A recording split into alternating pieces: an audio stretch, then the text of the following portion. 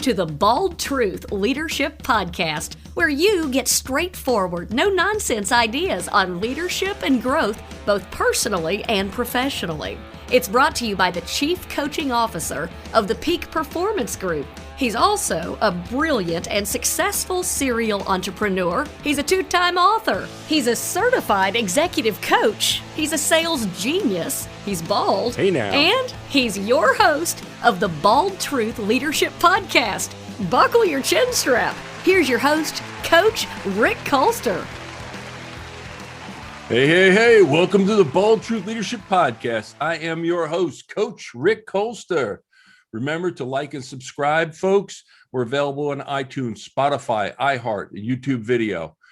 Just hit the like and subscribe to get every single episode. You get notified about that. But today, folks, let's jump right into it. In the words of our guest today, this is going to be epic. He sent me this text this morning. He says, it's going to be epic. And I absolutely agree with him. Yes, he sent that to me. This is a show you need to listen to. If any you're listening to, this is the one you want to listen to. Today, we have a very, very special guest. He's so many things, but first and foremost, he's one of those people you just have to know. And he is in the know, too. His network stretches far and wide. And I think he may even be closer than Kevin Bacon, less than 6 degrees separation from everybody in the single world here. He is the president and CEO of one of the nation's most prestigious and respected executive search firms, Eastman and Beaudine. He's conducted thousands of searches for Fortune 500, entertainment, sports organization, both pro, college, and he was once named by Sports Illustrated as a top front office matchmaker in sports.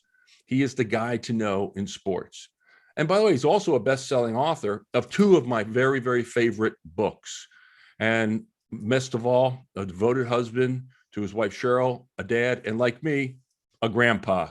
I want to welcome the Bald Truth, my good friend, Bob Beaudine. Bob, welcome to the Bald Truth. Hey, Rick, great being with you. I'm really excited we've been talking about this for a while, and finally we get a chance. We do. It's been a while. We met back years ago, and I'm just going to say, I am incredibly indebted to you for your kindness when you agreed to meet with me. We have a mutual friend and one of my old clients, and I reached out and he said, yeah, come on down. And their offices, folks who are listening, are right next to each other. And he took the time out of his day. He talked to me, shared with his vision, his faith, everything, just opened up the door. And by the way, if you want to see the coolest sports memorabilia place on the face of the planet, this rivals any place I've ever seen. His office is something else. So why don't you share a little bit to our audience about Eastman Beaudine, your background, and what you do?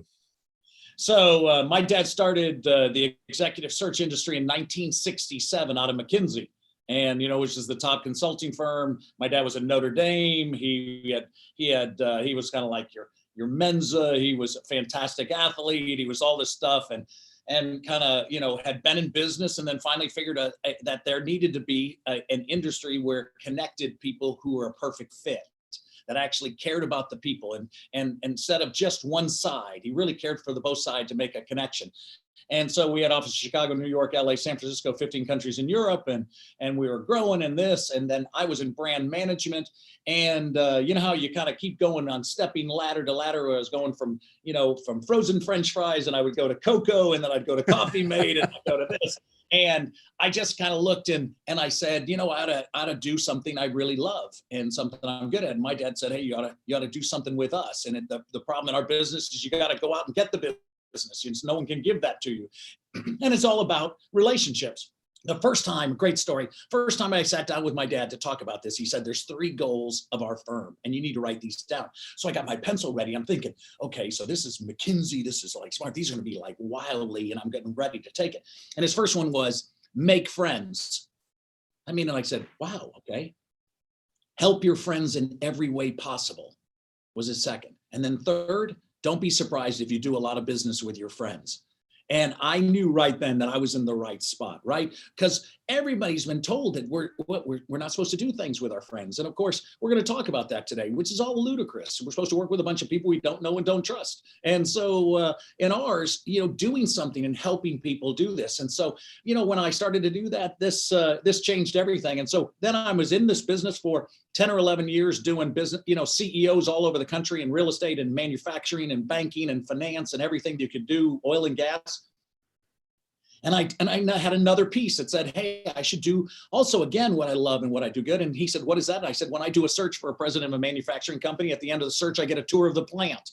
If I did the head of marketing for the NBA, I'd get All-Star Weekend.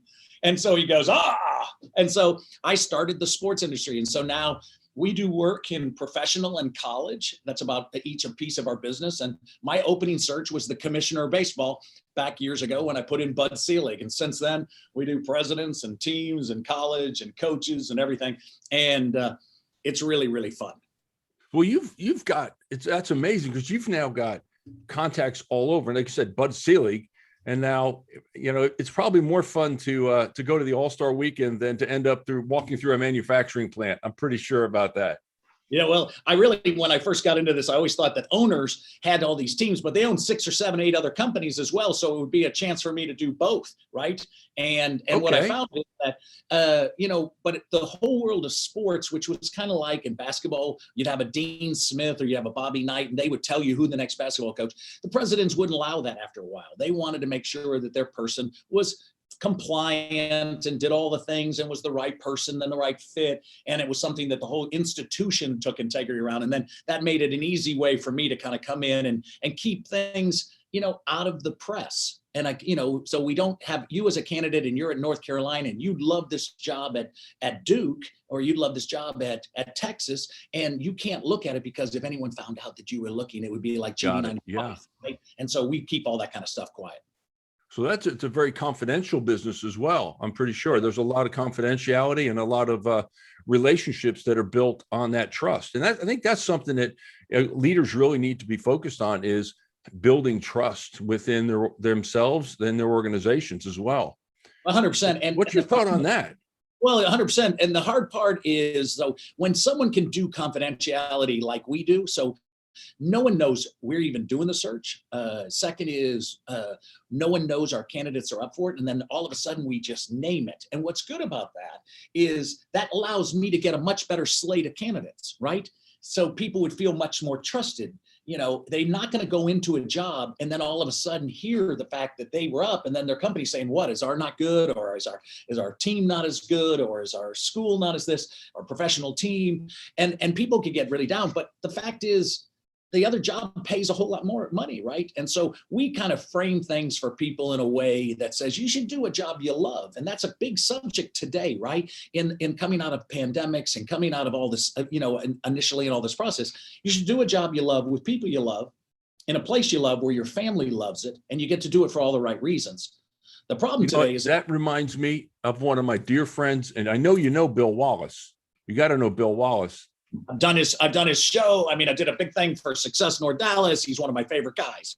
He's one of my favorite guys as well. And that's the same thing, is do what you love with people you love in the way you love doing it. And I love what Bill says all the time. And what a great testament to anybody who's able to do what they do. So as people are listening, our folks are listeners out there, are you doing what you love? Are you doing something that you just absolutely positively enjoy doing with people you like doing it with? And I think that's what makes it no longer a job, but a purpose. It builds you to purpose. So most people today, 69% of the country believe that a bad day at the beach is better than a good day at work. 80% of the country are not using their number one talent. So that means we're spending billions of dollars training people in jobs they don't want to do. And then you were not surprised that 60% of the country is getting divorced. Why? Because they're coming home like Saturday Night Live Weiner family, and they're talking about this all the time, and it's becoming this, but they don't know how to get a job, which was really then the point of why did I write The Power of Who, right? Because people didn't know what to do in a situation. Is what they've been taught their whole life to go out and find something new and exciting is they were taught a word called networking, which was not working. Networking is faceless websites, handing out business cards to strangers, sending out Dear Recruiter letters. I get 250,000 a year, Dear Recruiter. Now that's an oxymoron, right? I mean, I don't know you. You can't call me dear. And so it's just complicated for people because you don't want to lose what you got. And then how would I look for something? And so no one really understood. And that's why I didn't just write a book called The Power of Friendship, because everybody has 5,000 people on Facebook are their best friends. Yeah, and it's so exactly. so ridiculous. And so I wrote a book called The Power of Who, and these were the people who matter most in your life. You were given specific people in your life to help you in ways you never imagined. And what if those people weren't happenstance acquaintances? What if they were strategically given to you that find that place in life you always dreamed about? What if getting your mom into a hospital, finding your next job isn't about who you don't know, but whom you've neglected, your friends? And that's the thing I love about that. And, you know, I was going to jump right into the power of who, but that's really the power of knowing. You know, it's always been said, it's not who you know, but it's who's willing to say they know you as well. But it's really about, you know, the power of who is networking. And I know your business has been all about networking. It's been about the people that you know, the relationships that you build. And The Power of Who, which is obviously, folks, one of my favorite books. You got to get that book. Look it up on Amazon, find it, Google it. You'll find it. The Power of Who by Bob Beaudine. I'll tell you what, that book was given to me, gosh, I don't know, 10, 15 years ago by a friend of mine. He says, you got to read this book. This is an awesome book. This is amazing. And it really changed the way that I looked at how I build relationships with people. You know, who are the people? So if you were to kind of put The Power of Who into a neat little package, how would you sum that up in your mind? So my byline sums up everything in this, is that you already know everyone you need to know. So that's already stops. It's so comfortable. You know, when you come to a situation and you stop and go, oh, what am I going to do? What am I going to do? What if I said you already know everyone you need to know? Well, that would stop mass emails, handing out business cards to strangers, going to networking meetings, and, you know, Rick meet Bob, Bob meet Rick. Why don't you put a stick in my eye? You know? Oh my gosh, yes. Oh, you know, I don't need one more business card. Are you kidding me? Gosh. And then all of a sudden, what if that all of a sudden opened up an opportunity for you to do it? So there's an interesting aspect. So one of the guys that I know, I bought timeshare one time. And one of the things I found out about timeshare when I bought something in Cabo is that these guys work, these top women and men work and spend 3 years trying to get their first 100 people to buy on their property when they start out. And they spend all their time working and working. But as soon as they finish and they get that 100 in 3 years, 90% of them go out and start spending their time working on the next 100. The other 10% stick with their 100. They never leave, which is really fascinating. What do? They make sure that they get them babysitters. They send them notes and say, hey, I can't wait for you to come on the property. They get them. They talk to them about all these things and any type of service that they could do. Why would they do that? Because your 100 love you. They get to know you. You're sending pictures of you when last time you were there and say, can't wait for you to come. And what happens is these 100 get one of their friends to buy a property again. You didn't have to do it. That just saved you 3 years of work. Exactly. I mean, they go to your boss and tell you how great you are. You get promoted. See, you already know people and you're giving up the knowing. You're going wide instead of deep. And so you know, I had a person who I did a college deal with. I go to Cal Riverside, talk to their athletes, and I'm teaching them about the power of who. And so I finish my talk and I say, if you want me to sign your workbook and kind of do something, you all can get in line. I'll spend 2 minutes with you after it, and you can tell me your dream, and then I will change the trajectory of that in 2 minutes. And so the athletic director comes over and says, you know, they've been working out all day. It's 8 o'clock. They're probably not going to do this. And then all of a sudden, 400 of them get in line. They want to talk about their dream, and they especially want to do it with me and as a search guy and a CEO of a firm. They get in line. All of a sudden, the first girl is a soccer girl named Mary. She's captain of her team. She comes in and she goes, I go, hey, what's your name, Mary? And she tells me what she do. And I said, so Mary, what's the dream? She goes, oh, I don't know, Mr. Beaudine. I go, sure you do. It's written on your heart. And she goes, oh, well, I don't know. And I said, well, there's 399 people behind you, and I'm going to wait until you tell me. And boom, she blurts out her dream. Isn't that interesting that each of us has something that we really want to do? We just don't know if we should voice it. And well, so what happens? Be able to share that, and the power who allows us to do it. I know personally, my business, my coaching practice that we have with the Peak Performance Group, it got built on networking.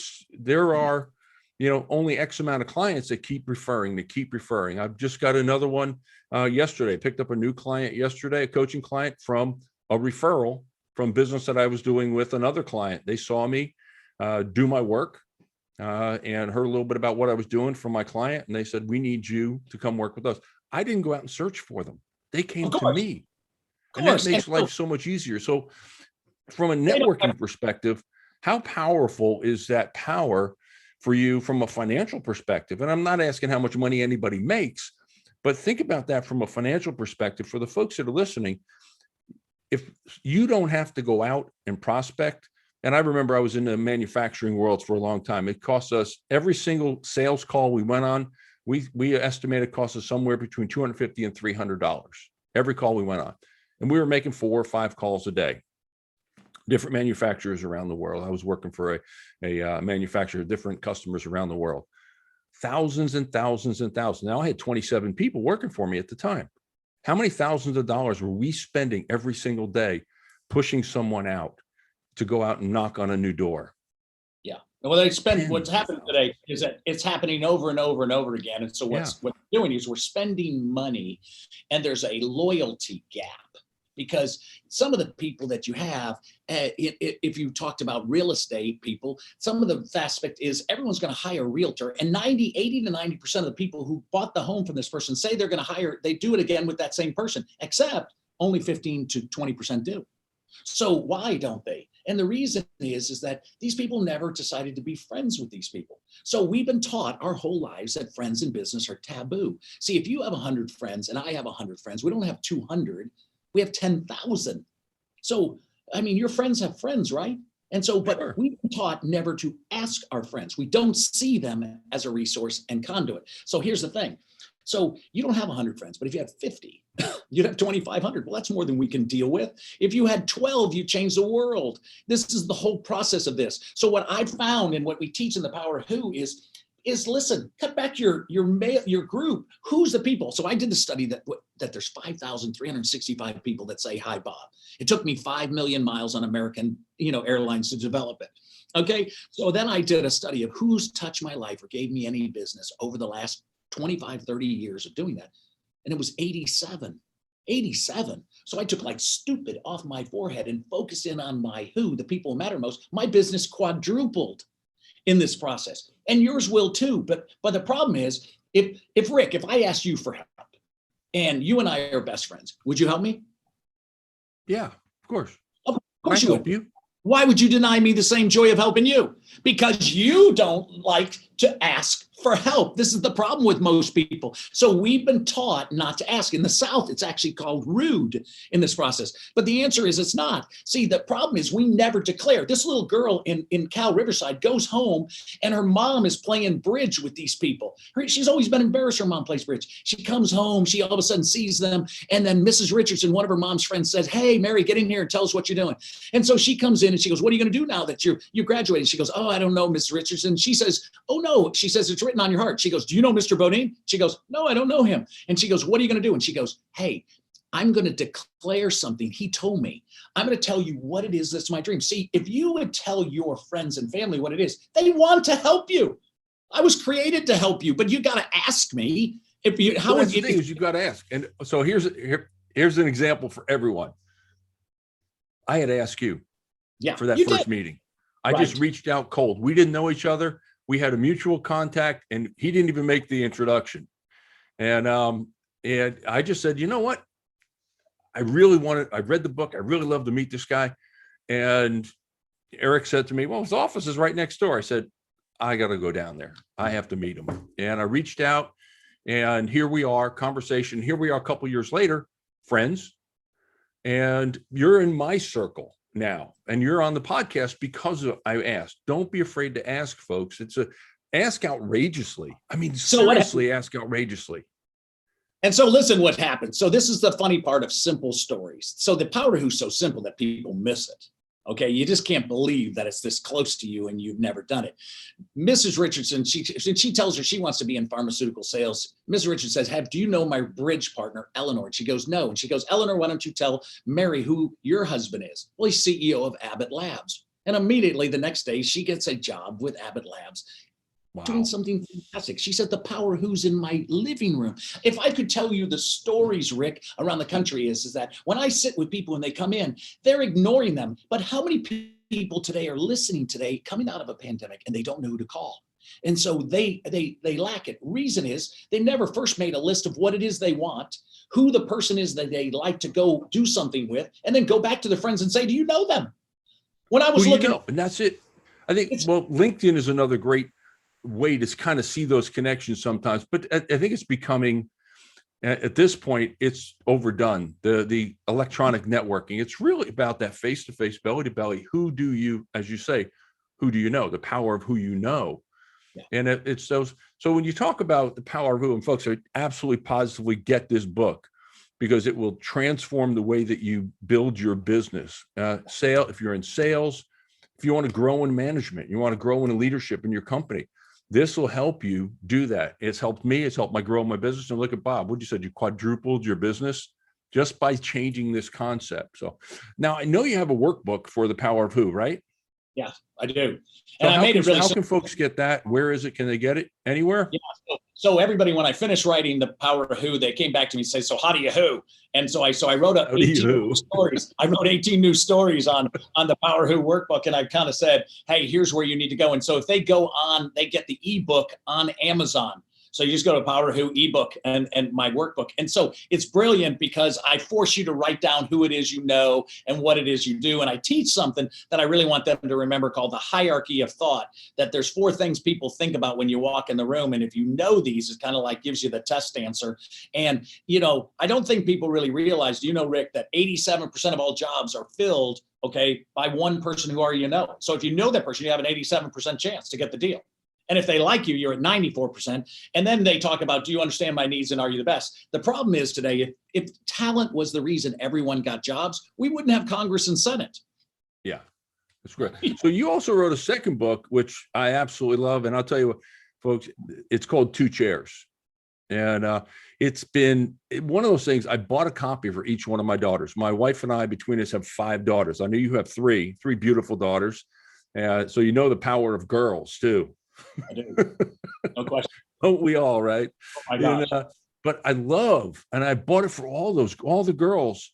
And so how does that tie in to the power of who? Now, you kind of mentioned it a little bit. I heard you, but how does that tie into the power of who? Oh, that's fantastic. So we were given people to help us. But the question is, what happens when you come to a situation like a pandemic or a downturn in the market and you come to a realization there's a limit to you and you don't know how to get something and you're just totally lost. You don't know where to go. You don't know how to do it. There's been a death in the family. There's all of a sudden someone said something about you. You don't know what this is. And so if you're talking about goals and dreams and you're trying about finding your mate, you're trying to find, what do I do in times of trouble? My dad was my go-to person in business, but my mom, moms are unbelievable. And I so applaud them. She's my spiritual kind of guru. And so she told me, and I said, hey, what do you do? And she goes, those are really good questions. I don't have the answer, but I know who does. And so I'm going to ask you 3 questions. And it's really funny is I was running a big football coach the other day called and said, oh my gosh, I love your mom. Because I wrote it through the lens of my mom, these 2 chairs. And he said, I just never knew you wrote another book. He said, that could have really helped me in my times of trouble. So he said, I was doing 22 years of quiet time with God. He said, I just never knew I was the one who was supposed to be quiet.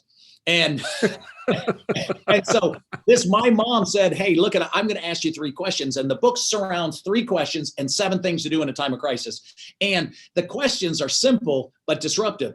And the first one, like simple, is, does God know your situation? Well, he does. And it's, in a time of crisis, the highest priority in a crisis is to get your mind above it. The highest thought is God. He doesn't have 6 telephone lines for 7 billion people. And he's like, he doesn't just work on heart attacks and natural disasters. He can work at you as well. And so is this too hard for him to handle? No, but it's too hard for you. That's the problem here. We're talking about big things.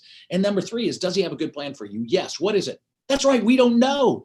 And so if there's a 1% chance That's what I tell kids today. Hey, I said, if there's a 1% chance that God would meet you tomorrow, the guy who created the whole world would meet and talk to you. You get 1 minute, he gets 4. Would you talk to him? Would you go? Yes. And I go, well, where you been? Where you been? And so people all over the world now are sending me pictures every day of their 2 chairs. I mean, it's unbelievable. Someone just bought 265,000 copies of 2 chairs to go to prisons, military, first responders, social services. And when we said best-selling, folks, we are talking about a best-selling author right here. Yeah. I mean, this is global on an extreme. So I get people from Iraq and Iran and China and all over the world, in Yugoslavia, and they send me pictures of their chairs. I mean, it's wild. The answer is, hey, sometimes we need to kind of sit with the boss, and you don't have to go anywhere. He'll meet you in your apartment. He'll meet you at your beanbag, and he's got a word for you, and it's good and it's prosperous. It has a future and a hope. That is the power of the book and the power of listening. I think, and that's what we fail to do when we say we're having a conversation with that one guy, with God. We want to talk. I didn't know I had to be quiet. I love that comment. I didn't know I had to be quiet. Yeah, dummy, shut up and listen. He's going to talk. Every day we hear the enemy talk to us all the time about how bad, all negative, and we're okay with that. But if we said to one person, oh my gosh, I really feel God told me to do this, they'd say, what are you, schizophrenic? Are you a nut? And the answer is, yeah, that's an enemy tactic. The answer is that doesn't go anymore. And especially in this time, we got to hear something. And so you can't die and meet God and he's low-fiving Peter and Paul like he punked you and he gave you, didn't give you your dream, but he gave me. No. He's got a plan for you. It's good. Do you know that every single person who's listening today on your podcast does one thing better than anyone in the world? It's theirs, and they have an assignment and a purpose and a destiny. And it's your job. It's yours and my job on this every single day to remind them of that and to go and say, what is that? And then he's got to tell you. And he will tell you. And listen, you know it. All the friends around you know it. And so this facet is that you've had a tough time and you're down for the count. Yeah, well, get up. We got to go. The answer is the guy who created the world digs you. He's not mad at you. He's not mad. He made you. He made no mistakes. You're absolutely right. Now, the one thing first time we met, you pulled this, and I'd call it a stunt, but it was more than a stunt. It actually has become a way of life for me. Do you know what I'm talking about? Yeah. Text message for me. Is that text message game? The text message. I got to tell the folks listening about your text message. Well, I'm going to set it up first though. Bob says to me, Rick, find somebody you haven't talked to in a while, and I want you to text them. And then what did you do at that point? So these are your friends, and you haven't talked to your friends. We're not asking you to talk to a bunch of people you don't know. And then you pick the friend, and you're going to say 3 lines. Hey, I was just thinking about you. I wanted to tell you how much I appreciate your friendship.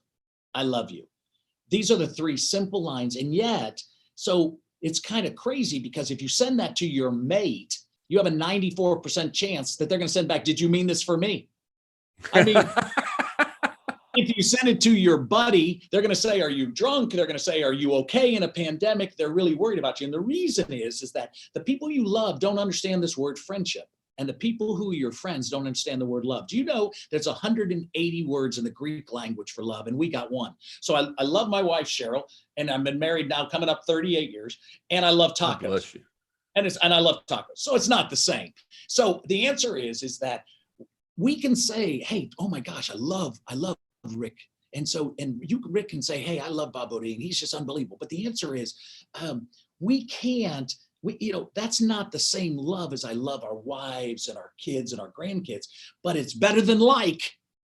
Oh yeah. And so when you and I do business, and this is what I want people to know, someone walks in before me, they're trying to get the business, and they walk in, they shake, they do this great thing, they come out, they go, thank you so much, and they come out, and then they start to turn around and see me walk into my client.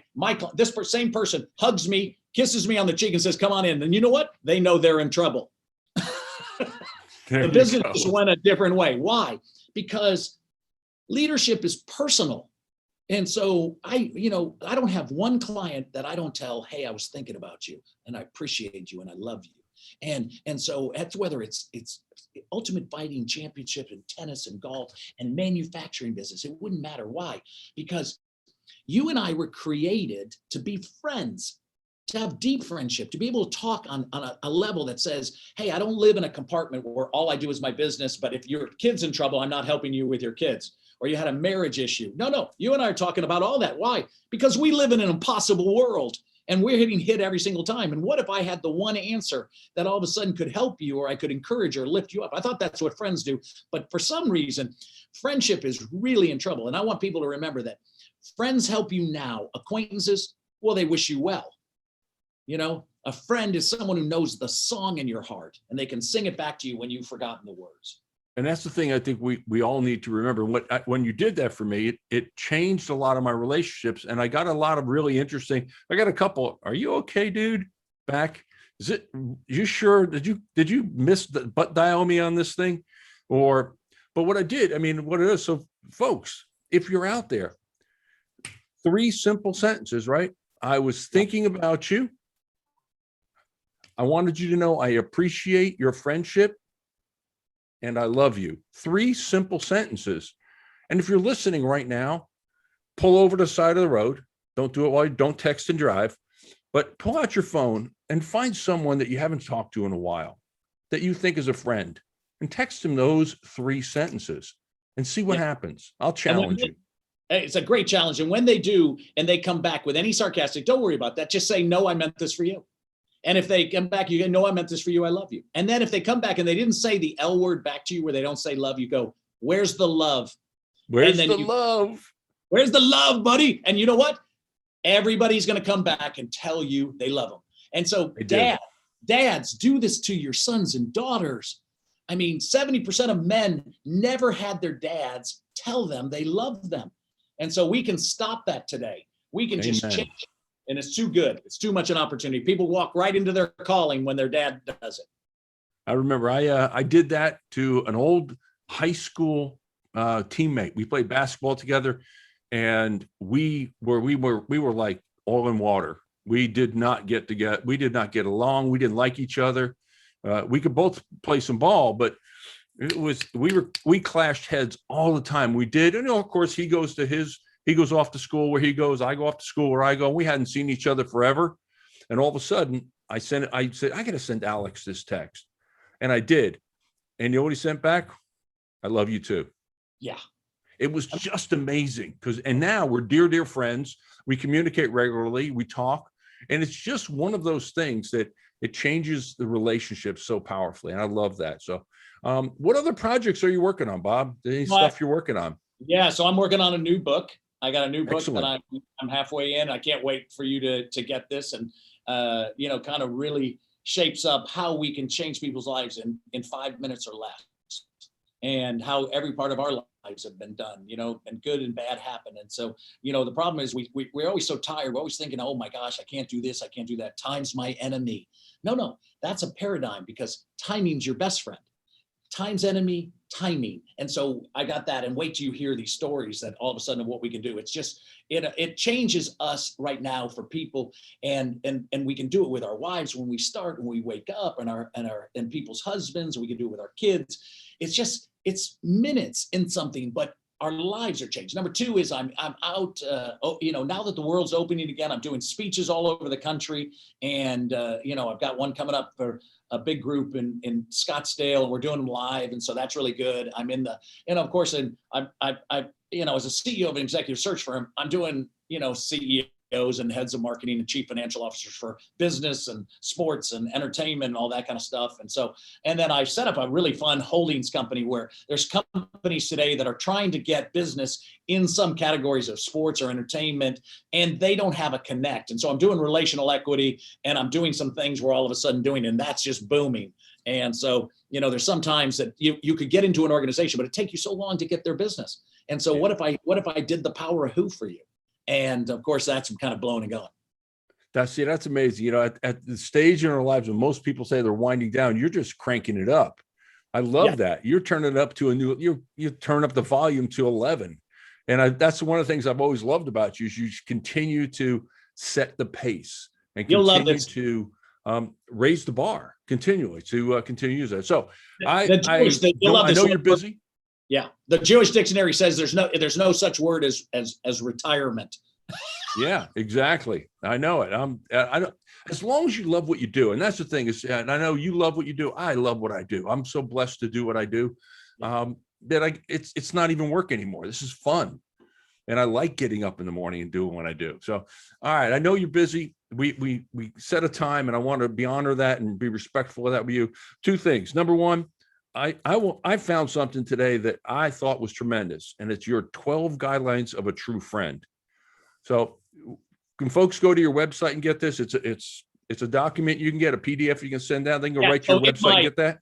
So in my new workbook, in that workbook, which I was kind of doing, the Power of Who workbook, I have that in detail there. And I break up the difference, because what we really found is that people didn't really know, hey, what were the rules of friendship? We've really forgotten it. So they can find it there. And so they want to read the Power of Who, 2 chairs, because readers are leaders, and 67% of people over the age of 23 never read another book cover to cover. I mean, it's the craziest thing I've ever seen. But once we can get into that, you can find it there. Excellent. Good. So it's in the book, in the workbook, and absolutely you can get it on your website, because I looked at it, found it out there. I love that. So I always ask my guests 3 questions, and I don't want to throw you a curveball, but I'm going to, okay? I know you can handle this, you being the sports guy that you are. So here comes Coach Rick's curveballs. These, I call them the bald truth questions, because they uncover a lot. So if you're holding a dinner party for 6 and yourself is included, so you get to invite 5 people, Bob, here the thing is, you can invite anybody in all of history, alive or dead. They have to be, it can't be future, but it can be anyone, history, past, present, alive, dead. What 5 people do you invite to this dinner party? So I invite my dad. Okay. So my dad was my best friend. My dad passed away in 2000. Love to have him. I definitely want to have Jesus. I mean, in this process, I'd really like to have Ronald Reagan. Okay. Okay. I'd really get a kick out of having Frank Sinatra. Oh man, he's from New Jersey too, just like me. So I have great stories about that. And then I'd really like to have Arnold Palmer. Okay. That would be a very interesting group of very eclectic guests. Yeah, I bet the conversation would be interesting. I love that. That's great. Yeah. So, okay. Second question is, we're writing an article about you after you're gone. We all have an expiration date. We know that. We don't know what it is, but sooner or later, they're writing an article about Bob after he's gone. What's the title? Not what's in it, but what's the title? Just the headline. Encouragement. Encouragement. I really believe that we're an encourageless society. My whole purpose in life is to encourage you, to remind you who you are and whose you are and the path you're called. I love that, people, and love doing it with your daughters. I love taking the person who's so down in the count and they've made 15 mistakes and they can't supposedly get a job. No, bring them over to me. That's who I want. I want the worst. I like that. That's me. It's encouragement. Excellent. So now, final question. What do you do every morning to set yourself up for success? What's your habits? What's your schedule, your system? 2 chairs. So I jump out of bed. Okay. I grab my dog, take him out, go to the restroom, get my stuff, grab my cup of coffee, and I sit down, and all of a sudden I say, good morning. And everything is transformed. So there has to be something in your life that you dump the cares and get so you can see. So my problem today for most people is they miss this. They're thinking that some people, they just don't believe, and they think I'm just passing cares. No, I'm getting rid of cares, because as a dad, one of my daughters has a problem. One of my other daughters has a problem. My wife has one. And I just lost the fact as I went to work that I can't talk to Rick and see what's happening in his life. I can't encourage him because I'm caught up in me. This life isn't about us. One of the great things that happen is God looks and says, hey, I got you. Now I got some things for you to do. Are you available, Bob? Oh no, I'm available. And so how would God know that you believe that he's going to take your stuff? You'd be cheerful. Love it. You wouldn't be bummed.